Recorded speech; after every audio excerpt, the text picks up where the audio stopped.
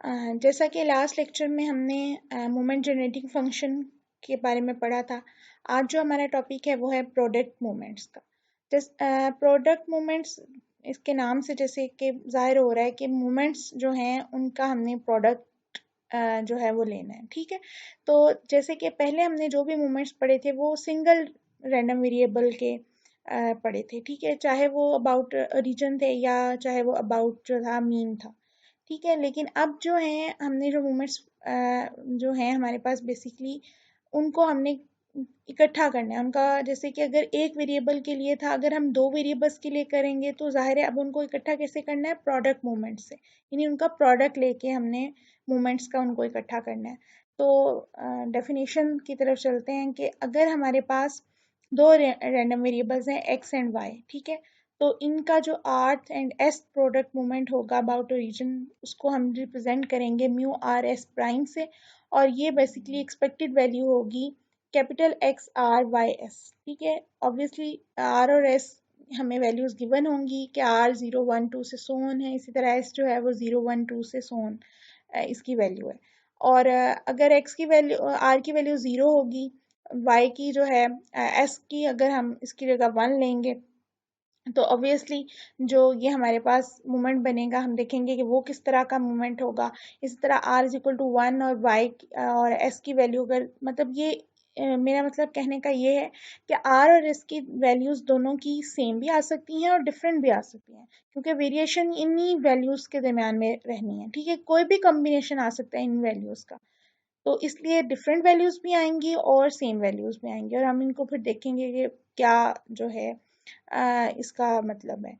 तो इसका जो फार्मूला है इसको कैलकुलेट करने के लिए, वो ये फार्मूला है कि ऑब्वियसली ज़ाहिर expected value of X R Y S है, तो समीशन हमने एक्स पे भी और वाई पे भी जो भी वैल्यूज इनकी, और यहाँ पे सिंपल एक्स आर आ जाएगा और वाई एस आ जाएगा और एफ ऑफ एक्स वाई। जैसा कि वहाँ पे अगर हमने expected value of X R के लिए लिखी थी तो हमने ये लिखा था समीशन एक्स एक्स आर था हमारे पास। ठीक है, और एफ ऑफ एक्स था। अब जाहिर है वहाँ पे एफ ऑफ एक्स यानी कि जो भी प्रोबेबिलिटी डिस्ट्रीब्यूशन थी हमारे पास, ठीक है, लेकिन यहाँ पे जो है ये हमारे पास ज्वाइंट प्रोबेबिलिटी डिस्ट्रीब्यूशन आएगी। ठीक है, क्योंकि हमारे पास दो वेरिएबल आ गए, तो इस तरह से इसी तरह से दो से ज़्यादा अगर लेंगे तो तीन वेरिएबल्स आ जाएंगे और फिर मल्टीवेरिएट ज़ाहिर है हम भी इसको लेके जा सकते हैं। तो ये बेसिकली इसकी डेफिनेशन है। बात सिर्फ इतनी सी है कि हमने एक्स और वाई जो दो वेरिएबल्स हैं उन दोनों को हम लेके चल रहे हैं, और हमने ये आर और एस को इसीलिए डिफरेंट नोटेशन दी है, क्योंकि अगर हम यहाँ पे भी आर लिखते तो इसका मतलब ये था कि जो वैल्यू हम यहाँ ले रहे थे वही यहाँ पे आनी चाहिए थी। तो आर और एस का मतलब ही ये है कि ये वैल्यूज डिफरेंट भी आ सकती हैं और ज़ाहिर सेम भी ऑब्वियसली आ सकती हैं।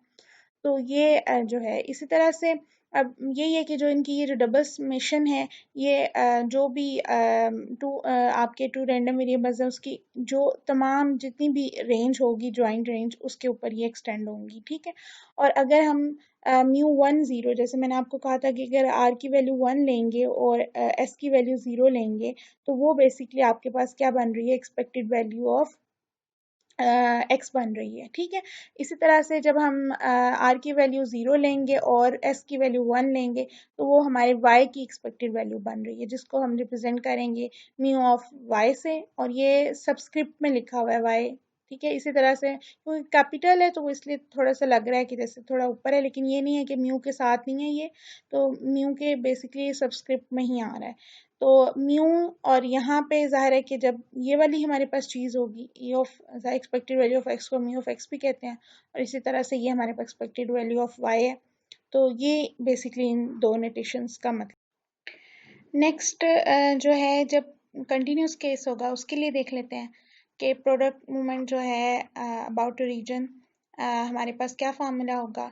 ये ऑब्वियसली जो समीशन है वो हमारी इंटेग्रल में चेंज हो जाएगी और minus infinity to infinity values जो भी आएंगी, तो ये तो बिल्कुल सिंपल है। ठीक है, नेक्स्ट हम जो है इसके अबाउट जो है वो मीन देख लेते हैं। ठीक है, अबाउट मीन जैसा कि हमने पढ़ा था, अगर हम देख रहे हैं कि यहाँ पे हमारे पास क्या होता था, पहले अगर एक वेरिएबल होता था वो x minus mu of x, कोई भी यहाँ पे जो हमारा मीन अबाउट यानी कि एक्स था उसको रिप्रेजेंट करते थे हम, ठीक है, इससे X minus mu of X R, basically ये हमारा वो मीन, जो भी मीन वैल्यू थी।